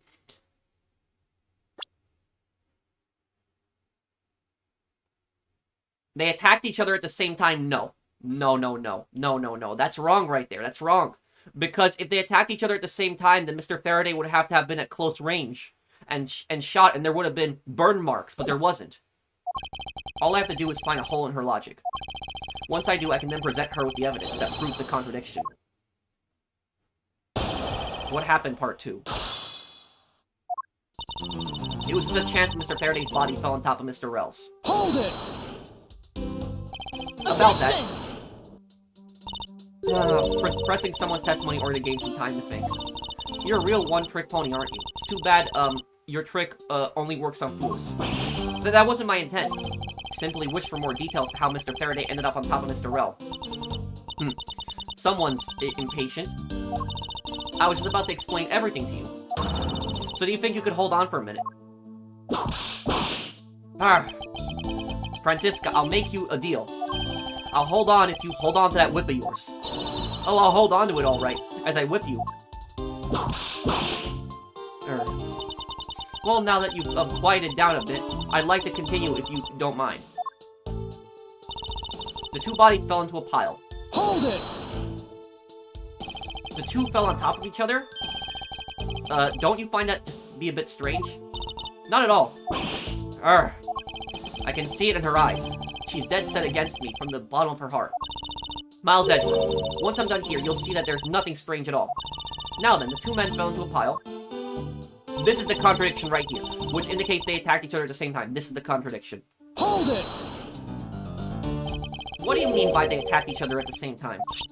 I assume Mr. Faraday had the two different weapons in his hands. He made it to attack Mr. Rel while holding both the knife and revolver. Revolver? It wasn't a revolver, it was a semi-automatic handgun. And then, after Mr. Faraday fired the gun, Mr. Rel grabbed the knife as he was falling and stabbed Mr. Faraday. That's how Mr. Rel wound up on the bottom with Mr. Faraday on top. At close range, that's more than possible. Yes, it's possible, but... Well, if you have any other ideas, then show me what you've got. Oh, I will. And to that extent, I'd like for you to append what you just said to your testimony.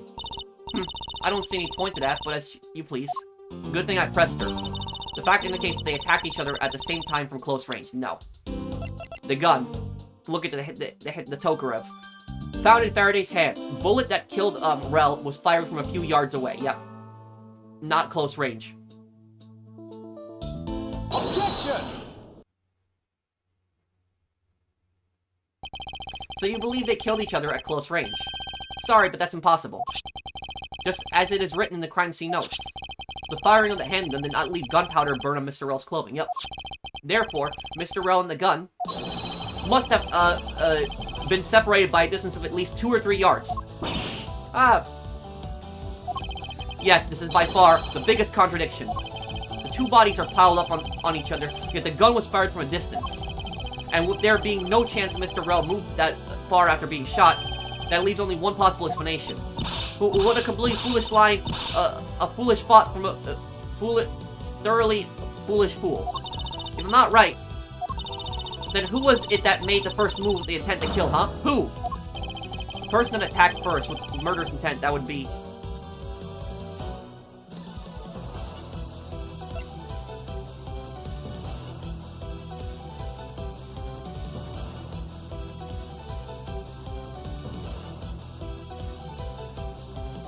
Neither man.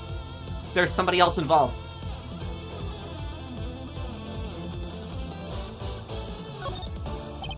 Here in this room, contradictions appear no matter which man we claim attacked first.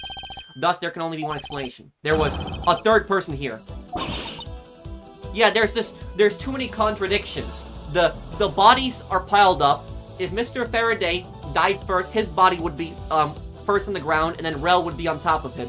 There was no burn marks on Mr. Rel's body, showing that he was shot at farther range, not close range. There's a lot of contradictions in this scene. And also, Mr. Faraday is left-handed, but the gun's in his right hand. There's contradiction after contradiction here. Somebody killed both of them and is covering up the scene. The only question is, how did they get out of this room? Where did they go exactly?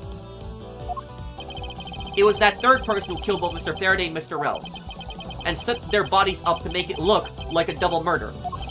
That third person is the real culprit. Miles Edgeworth, there's just one thing you're missing.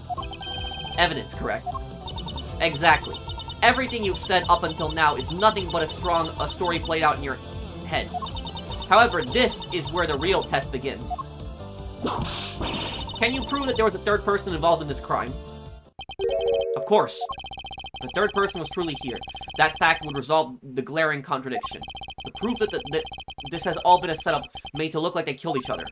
I'll present it, and lay bare the final piece of the puzzle that's not yet in place.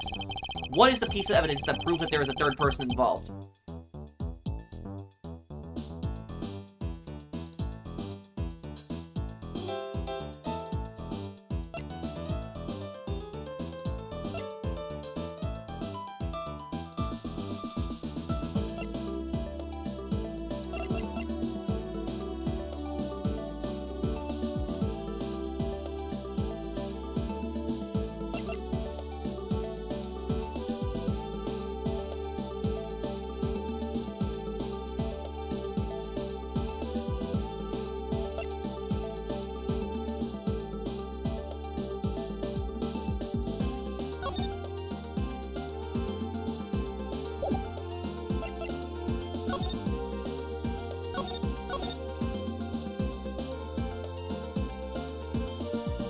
The bags. I think it's the bags. The bags, I think, were thrown around to get us off this, sabotage us. I think it's the bags. Let me see if I'm right on this. Hope I am. Take that! The gun is in Mr. Faraday's hand, and the plastic bag with his blood on it. These two items point to the presence of a third person. How so? Recall Detective Gumshoe's testimony. I was in the hallway the whole time, but I didn't hear a single peep of a struggle. Yep, exactly. If there wasn't a struggle in this room, then there shouldn't be any plastic bags on the ground. Meaning that someone else must have deliberately scattered them around. Do you not see the possibility in this? Disregarding the gun for the moment, there's a high probability of a blood splatter when a knife is used on a person. If the culprit held the knife with a plastic bag around it, then they could use the bag to catch any blood splatter from when they withdrew the knife. Then, by spreading a few more plastic bags around, mixing the bloody one in with them, and arranging the room to make it look like there was a struggle between the two, they were able to conceal their presence. Ah!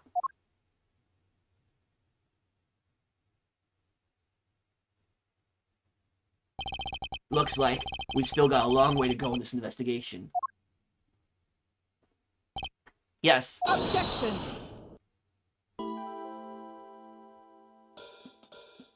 What are you doing here, judge and lawyer? Well, what the heck's up with you, pal? Mr. Bad, I advise you to place Detective Gumshoe under arrest. What? What's the meaning of this? Oh, I know what they're gonna do now. Oh, man. I wouldn't be surprised if she's the killer. But basically, you know, she was at the scene too, and she has some connection to this case. Yeah, she definitely has some connection to this case.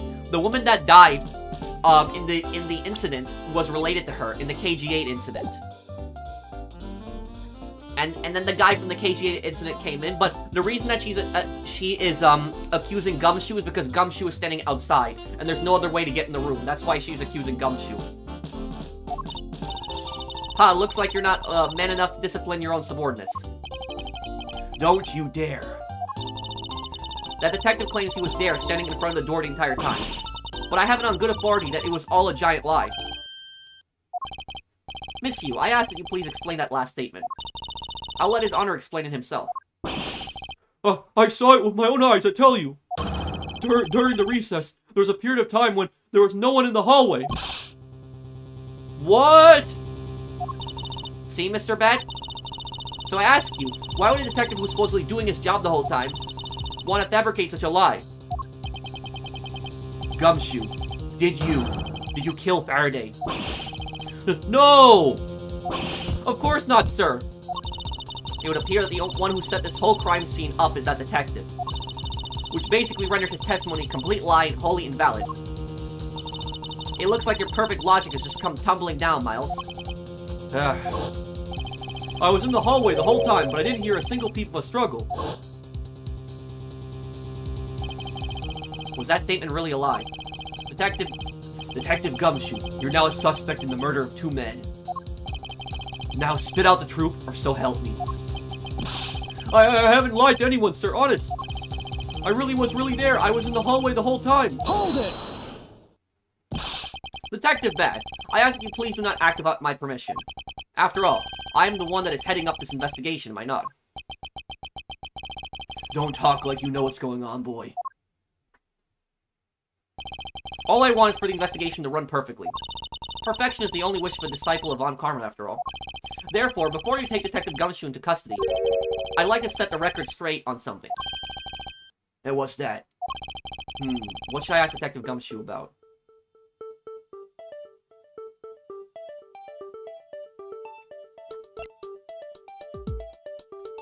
State of the hallway? Nah. Motive for the murders? Detective wouldn't know the motive. Why he wasn't in the hallway? That makes more sense. Detective Gumshoe, why were you missing from the hallway for a span of time? Look, pal, like I said, I was there the whole time, okay? But there is testimony against you. Objection! Miles Edgeworth, why are you not wasting our time with a complete useless question? The only logical reason as to why he was absent is that he was busy committing the crime. Anyone who says otherwise is a fool. Maybe I should ask about something else. Stay at the hallway. Detective Gumshoe, I take it that no one else was in that hallway at any time, correct? Huh? Oh, of course not, pal. You're being awfully defensive. Might you be hiding something from me? What? Watch your mouth, pal. You can't go around saying stuff like that about me without any evidence. I suppose you're right. I have no evidence at this point. Miles Edgeworth, how can you be losing a battle of wits with this detective? You're a disgrace. Maybe I should ask about something else. What should I ask Detective Gumshoe about? The motive for the murders? I mean, would he really know about that? I mean, that's... Okay, I guess I'll ask the motive for the murders. I suppose the one thing I'd like clarified is Detective Gumshoe's motive for committing the murders. Oh, his motive. Yeah, exactly. That's...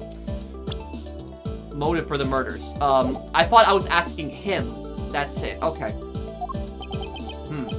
Motive. Huh?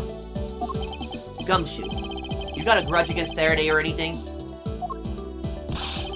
No, sir. Not me. Not a single bad thing against Mr. Faraday, sir. Is that a fact? Objection! You really have a problem with lying, don't you, Detective Gumshoe? I'm telling you, I am not lying. The more unnatural you act, the more suspicious you become, you know? If you want a motive, Edgeworth, I have one for you right here. Could you please share it with us? However, be forewarned that I won't hesitate to object to flights of fancy, because all I'm interested in is this perfect explanation. You're serious, aren't you? Fine. You amuse me, so I'll humor you with a little courtroom practice. Gumshoe's motive. It was about a week ago. I saw the detective get chewed out by a livid Faraday in front of the precinct. He stood there super pale and Mr. Faraday yelled, "That's a salary cut for you, you nitwit." A brand new detective suddenly getting his salary cut. That's reason enough for a grudge. Well, how's that for the perfect explanation? You totally misunderstood me, pal. No matter how mad I get, I can never hold a grudge. Quiet. We can't trust anything you say. Sir. There's nothing wrong with the motive she proposed, per se. But there are some gaps in her logic that need to be filled in. Misused perfect explanation. May not be so perfect at all. Gumshoe's motive. It was about a week ago. Hold it! A week ago? Then you and Detective Gumshoe are acquaintances.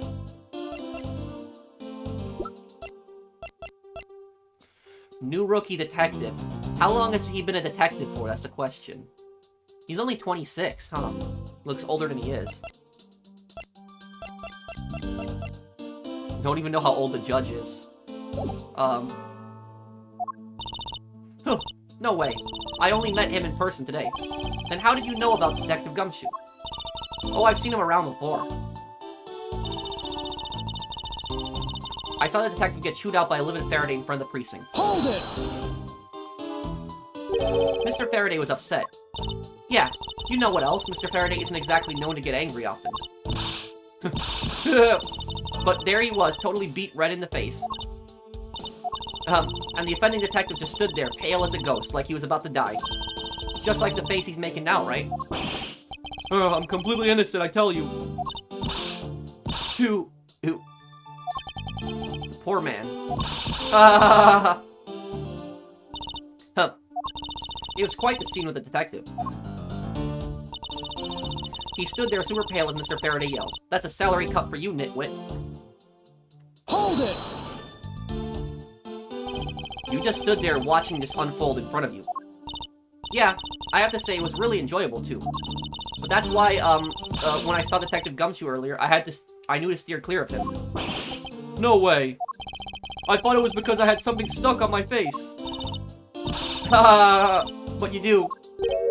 Huh? What I've got stuck on my face? Let's start with your eyes, nose, mouth. Oh, and those ridiculous eyebrows. Huh? Oh man, messing with your head is just too much fun. Oh, she's starting to piss me off. Miss Yu, if you don't mind, I'd like to return your testimony now. Sure, why not? A brand new detective suddenly getting his salary cut. That's reason enough for a grudge. Hold it! To cut new detective salary right off the bat like that. I'm not really familiar with the way you guys relate, but is that a common practice? Speaking of cutting my salary, didn't you threaten to do that to me earlier too? I suppose I did. It's only natural to cut a worthless detective's salary down to their actual work. My father can even fire anyone, new or old, with a snap of his fingers. Do you think that maybe that's reason enough for detectives to hate you people? Well, I guess. They really shouldn't cut people's pay. Detective's bad. Don't tell me Mr. Von Karma cut your salary earlier. Well, how's that for the perfect explanation? Hold it! You call your explanation perfect? Haha, is it not to your liking? Unfortunately for you, it's just not up to my standards. Oh, is there something you want me to clarify in that case? What should I do? Should I raise an objection? Raise an objection. Alright, if you could clear this one up for me.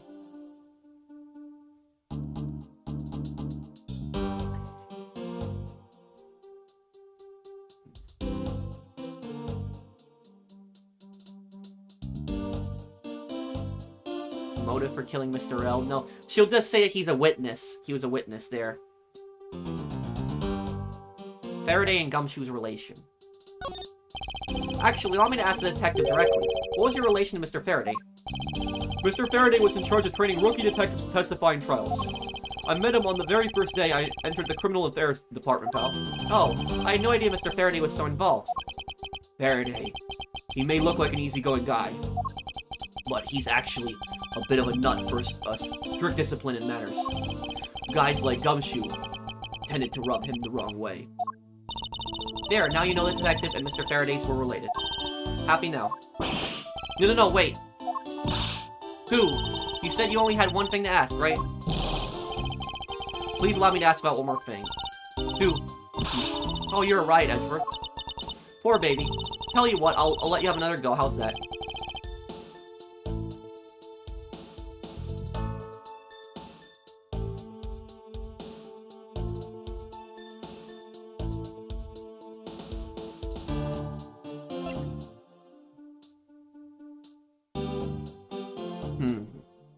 What question to ask? How Mr. Faraday was killed? Motive for killing Mr. Rel?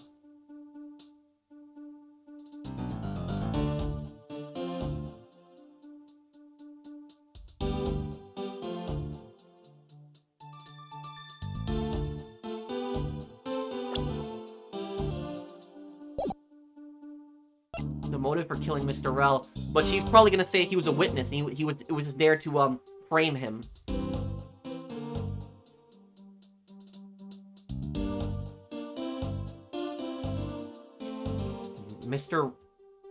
Mr. Faraday got stabbed.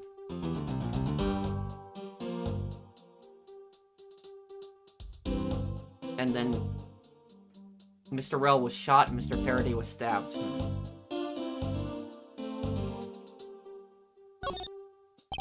I understand Detective Gumshoe's potential motive for killing Mr. Faraday. However, what about his motive for killing Mr. Rel?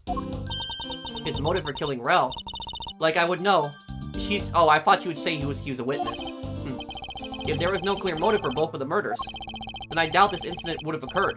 Wouldn't you agree? Is there anyone else who might have had a grudge against either of the two men? Or should we look into that ourselves? Oh, in that case, I have absolutely no idea. Oh yeah, sure. What? Well, that's impossible. She must know something. Wait, haha! Oh man, she's really annoying me. Can you please not glare at me like that?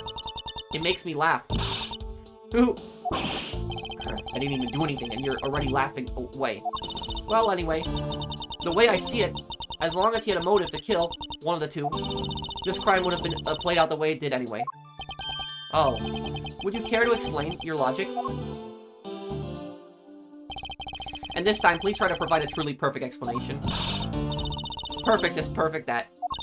Stop being so uptight, or is that a requisite trait for being a Von Karma? Ha ha ha. So yeah, so there's a stereotype that that prosecutors in the Ace Attorney games are scumbags, but you see a lawyer that's a complete scumbag, and she's really annoying me. Miles Edgeworth, I demand that you shut this rude woman up. I wish you'd both be quiet for just 1 second. Oh well, I guess I'll just have to explain it to you kids. It's like, why are you even here in the first place? It's like, you're a lawyer. Like, what are you doing at this crime scene? Motive to kill the men. There's no one out there with a motive to kill both Mr. Faraday and Mr. Rell. All you really have to establish is that someone had a grudge against one of the two men. Wait a second. Wait. A shadow over the Amano group. What's its relation to smuggling ring? The victim, Miss Chu.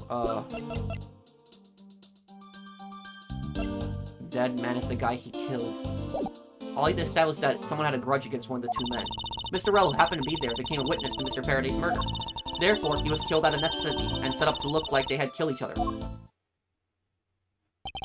wonder if that's really true. Is there no one out there with a grudge against both men? I should take another hard look at the evidence for this morning's case. The second KGA incident people are calling it involving embassy staff member. And the two men who both wound up as suspects in this case. Actually, she has a motive, because Mr. Faraday is the prosecutor in the case in which one of her relatives died, and he failed to prosecute the guy. The guy went free, not guilty. Motive to kill the men. There's no one out there with a motive to kill both Mr. Faraday and Mr. Rell. Hold it! So there is no one else who might have had a grudge against both Mr. Faraday and Mr. Rell. I suppose no one is a bit of a stretch, but I'm pretty sure no one like that was here in this courthouse today. She's lying through her teeth. We just saw someone like that here earlier. Besides, you don't need to prove that the killer had a grudge against both men. All you have to establish that someone had a grudge against one of the two men. Hold it! Someone with a grudge against one of the men. In that case, aren't there plenty of other people who fit the bill? Sure. After all, who doesn't garner scorn from another, simply by being alive? But the only one who had a grudge and acted upon it by killing was Detective Gumshoe. Furthermore, Mr. Rell, who happened to be there, became a witness to Mr. Faraday's murder. Hold it! So you're saying that he was basically silenced. Aren't you glad that you managed to avoid the same fate, Your Honor? Why, if you had been, the one to witness the blood-covered detective... what are you laughing at? What? Detective Gumshoe, you would even kill me? What? I could never do something as terrible as that, Your Honor. There's no need for even a second of deliberation. I will hand down my verdict here. Your Honor, take a look around. We are not in court right now. It would be greatly appreciated if you would stay here with us in reality. Please forgive me. I know not what to do. Poop. And you there, miss you. Hurry up and continue with your testimony. If you fail to do so, I will whip you into shape. That's nice. Sounds kind of like fun, actually. Anyway, Detective Gumshoe had to erase the witness, Mr. Rell. Therefore, he was killed out of necessity, and set up to look like they had killed each other. Hold it! Oh, I didn't do it, pal.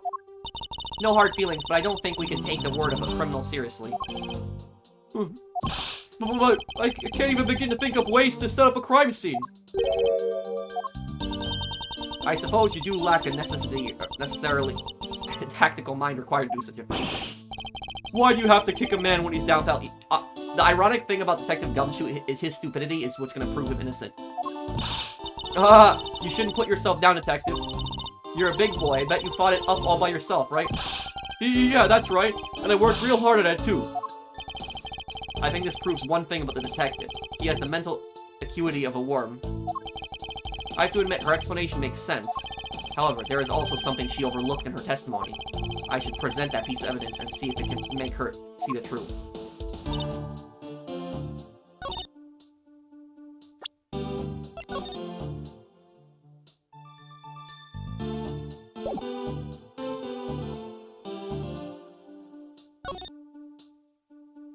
This right here, this should be it. Objection!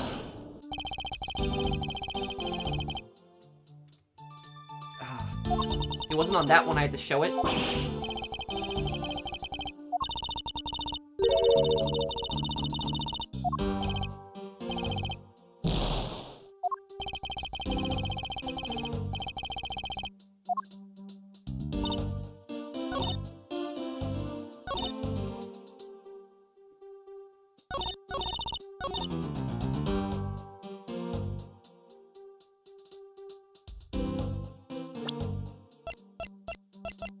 It's the KG-8 incident.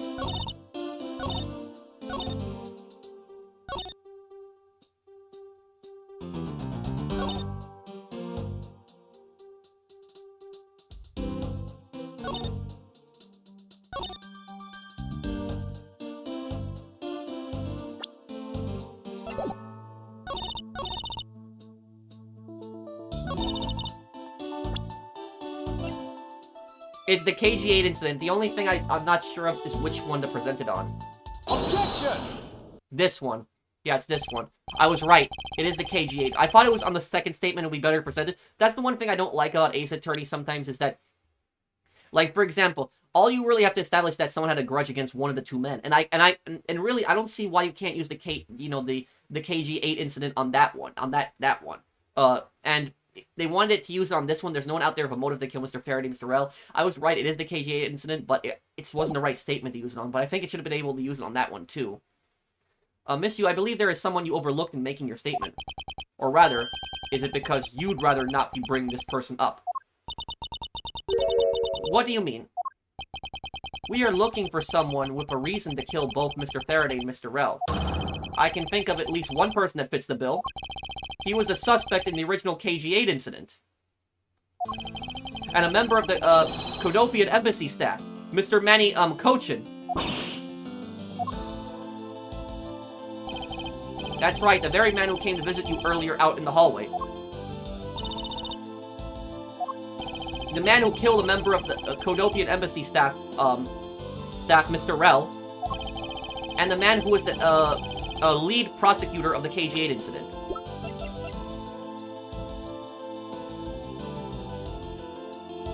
Embassy staff.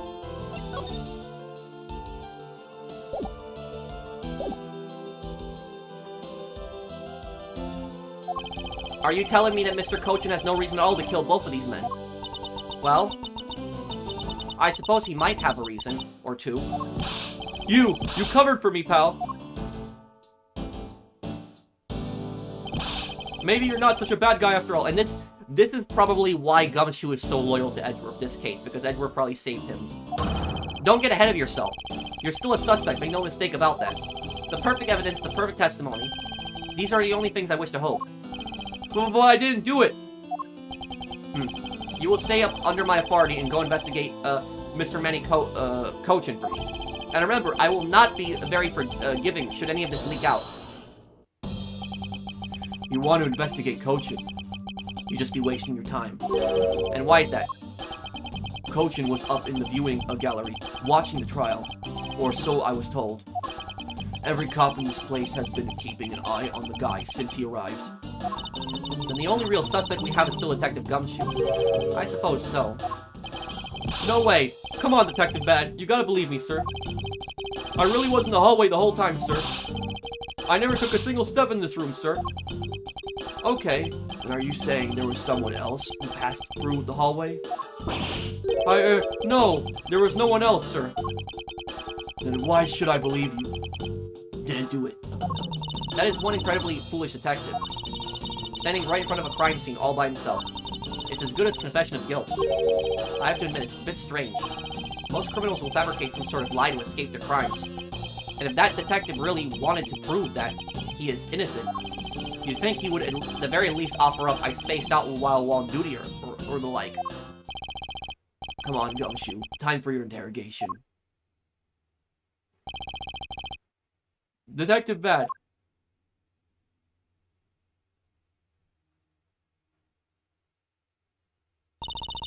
Miles Edgeworth, I will go on ahead and report this to Papa.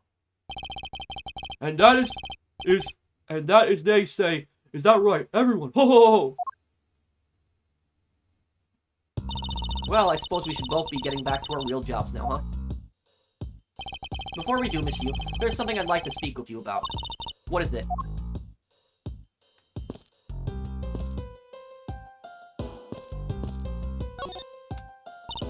So, what did you want to ask me about?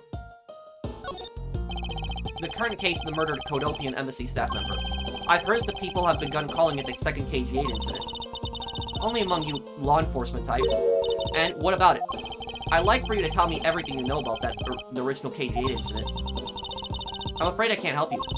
I don't know anything beyond what was reported in the papers. No, I believe you know much more, since you are directly tied to the KG-8 incident. I'd appreciate if you'd stop with the false accusations. Baseless outbursts are useless, both inside and outside the courtroom, don't you know? I do. But I also know that I do have a leg to stand on here.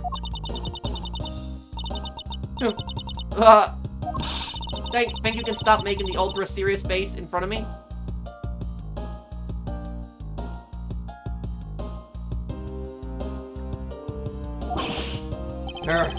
If you could please stop laughing for just 1 second. I'm not going to make any headway like this. I'm just going to have to show her exactly how related to KG-8 incidents she is. The victim, Miss CCU. Miss Yu, I believe that I have proof of your connection to the KG-8 incident. That file is your proof? Very well then. Why don't you tell me exactly how I'm related to the KG-8 incident? Oh. No, I pressed X too quickly. I pressed X too quickly.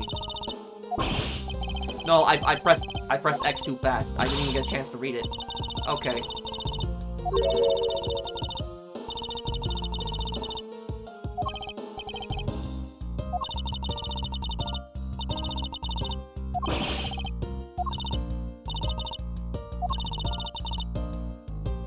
Through the victim.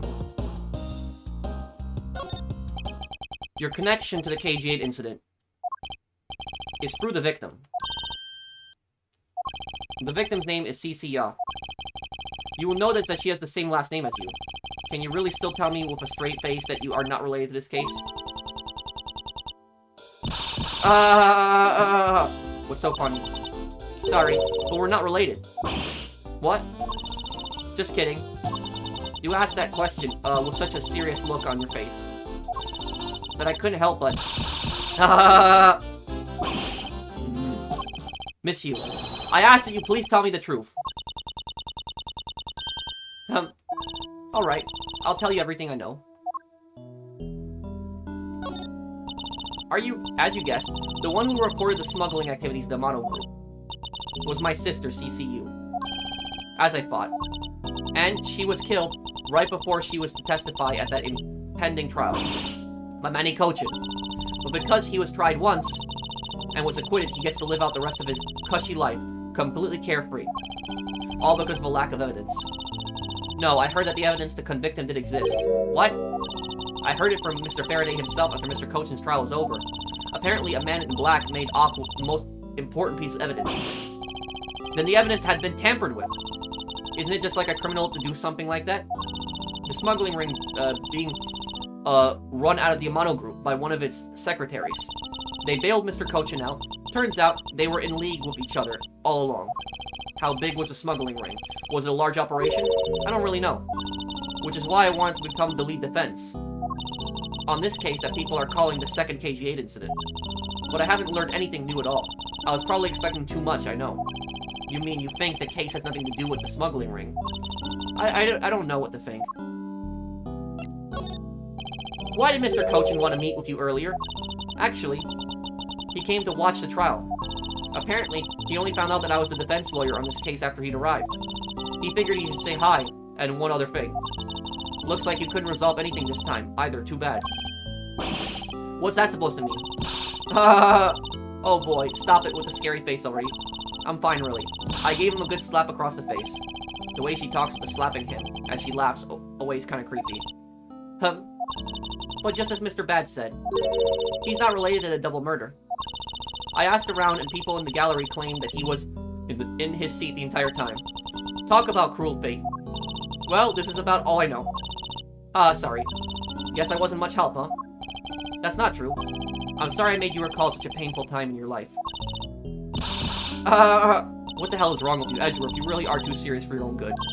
You really need to learn to relax. We wouldn't want you to die of stress, would we? Thank you for the advice, but there's no need to worry. I work my own way, and I will catch this criminal in my own way as well, you'll see. Look at you with your game face on, ready to go. I'm making no such face. Did you know? Laughter is the best medicine, Edgeworth. Don't you get tired of making such a serious face all the time? I'm charged with making sure that the criminals of this world are found guilty. I have no need for laughter. There you go, making that face again. Oh well. I've got to get going. I still have a few loose ends I need to tie up.